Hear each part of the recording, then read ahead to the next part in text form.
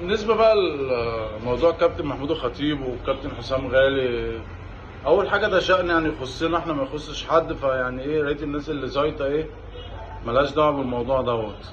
تمام.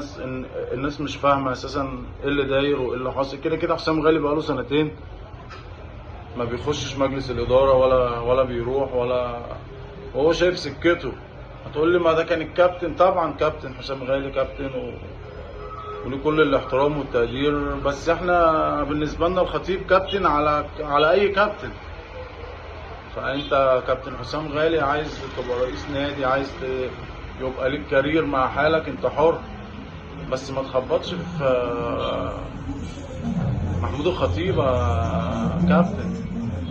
تاريخ وفرق شاسع يعني ما بينك وما بينه، وبعدين قيم ومبادئ. اي نعم احنا اختلفنا كتير مع كابتن محمود الخطيب، بس احنا ما نقبلش ان اي حد يهينه ولا اي حد يتكلم عليه كلمه مش مظبوط.